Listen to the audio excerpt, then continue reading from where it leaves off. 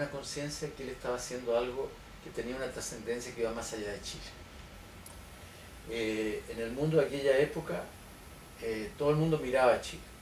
Lo que Chile hiciera, Chile no podía fijar de tasa normal de rentabilidad 20% para el capital extranjero,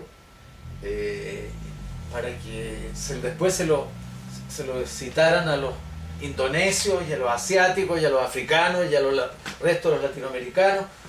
Se veía como una decisión que generaba un precedente. Por eso se la conoció también como doctrina Allende, que la rentabilidad excesiva.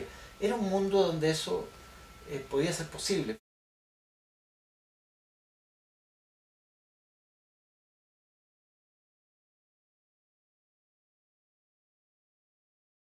Cuando se nacionalizó el cobre, el año 71, yo es la única vez en mi vida que he ido a China, fines del año 71, fuimos a abrir el mercado chino. Y nosotros tomamos el comercio del cobre inmediatamente. Y abrimos y empezamos a vender a todo el mundo. El 71 abrimos el mercado chino, que se hubiera abierto de todos modos, pero en ese momento no se le podía vender a China, no había relaciones entre Estados Unidos y China.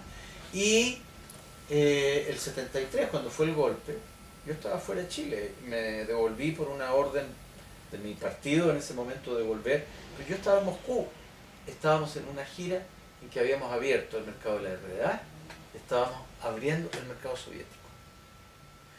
Entonces la nacionalización permitió al Estado también chileno manejar los frutos de la comercialización del cobre, no solo de la explotación del cobre, que antes quedaba íntegramente en poder de las empresas, y en el caso de los años 50 con el precio fijado por Estados Unidos. Y la batalla del cobre después de la nacionalización empezó a darse en los escritorios, en la producción y en los escritorios.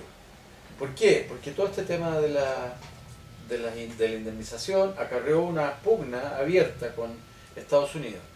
Allende nunca lo escuché yo y tenía una relación muy continua y muy cercana. Yo lo acompañaba cada vez que iba a los minerales y él iba bastante y estaba habitualmente viéndolo o hablando por el citófono presidencial. Nunca Allende estuvo por revertir esto.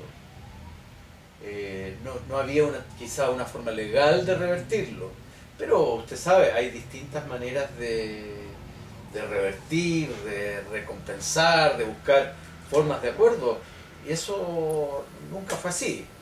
Orlando Letelier era el embajador en Estados Unidos. Orlando venía cada cierto tiempo, yo recuerdo haber estado en alguna de esas reuniones y nos informaba, por ejemplo, que había estado con Kissinger, que Kissinger había dicho $1, paguen $1, pero nosotros no podemos aceptar el principio que no se paga nada.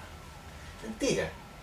Después, si uno rebobina, sabe que Nixon le había dado a Kissinger, porque están las memorias de Kissinger, la orden de reviente a la economía chilena. Haga, en inglés era hágala sollozar, gritar, sí, chillar a la economía chilena. Entonces, otra cosa era la ITT, donde también se dio una pelea muy fuerte, u otras empresas, pero el cobre era emblemático y Allende sostuvo esto hasta el final sin vacilación.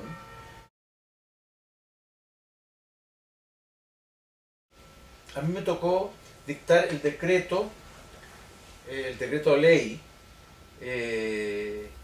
siendo ministro de Minería. Yo fui ministro de Minería 24 días, entre dos ministros. Yo tuve los dos cargos, presidente ejecutivo de Codelco y ministro de Minería. Y ahí Allende me dijo, dictemos el decreto que organiza las empresas. Y hay un decreto que organiza las 4 empresas como empresas del Estado. Largo, ¿no? Una ley, porque un decreto ley. Era complejísimo, porque no era, el decreto era lo más fácil. Lo más difícil era tomar el producido de todas estas empresas y comercializarlo. Era comprar los repuestos para maquinarias distintas, eran miles de ítems lo que estas empresas utilizaban y que había que importarlos. En Chuquicamata asumieron básicamente chilenos, ¿ah? Y no eran partidarios del gobierno de la Unidad Popular. Muchos de ellos cumplieron profesionalmente y con mucha dedicación Otros eran partidarios de nuestro gobierno, pero muchos otros no lo eran. Entonces, hacerse cargo de ese tema. Agréguele usted que después comenzaron los embargos. Cuando se iniciaron los juicios internacionales por la indemnización, el cobre chileno empezó a ser embargado en distintos puertos de Europa. Y las cuentas de Codelco empezaron a ser embargadas. Entonces tuvimos que construir un sistema triangular para comprar los repuestos. Y ustedes comprenden, un sistema triangular significa costos más altos porque al intermediario que está triangulando para uno tiene que, para que no ubicaran los barcos y los embargaran. Entonces fue una tarea. Y el tema de la batalla y la producción, que tenía que ver con los técnicos, que tenía que ver con los trabajadores también. Y allí, para completar la respuesta a su pregunta, el cobre, de ser una batalla, también se transformó en un campo de batalla. El cobre fue el 72 y el 73 un campo de la batalla política y social que se estaba dando en Chile, porque se convirtió en un escenario muy complicado donde oposición y gobierno se batieron con mucha fuerza.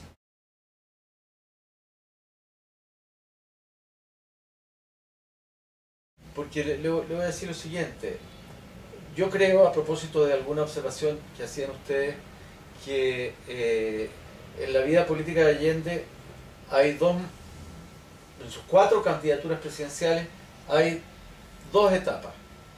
Una es cuando Allende es candidato al 52 y es candidato al 58.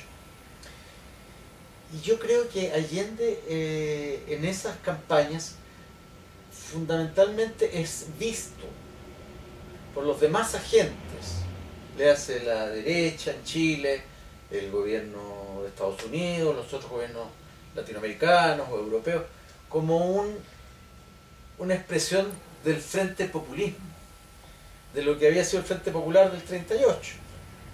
Pero ¿qué ocurre el 59? El 1 de enero del 59 es la Revolución Cubana. Y la Revolución Cubana es un catalizador de la política en América Latina. A partir de la Revolución Cubana, en las campañas del 64 y del 70, Allende es visto como la posibilidad de una segunda Cuba. Allende es visto como una amenaza, ya no como el Frente Popular, que había pasado, había dejado una obra. No, políticamente, en ese mundo de Guerra Fría profundamente acrecentada en América Latina, la candidatura de Allende comienza a ser mirada con otros ojos.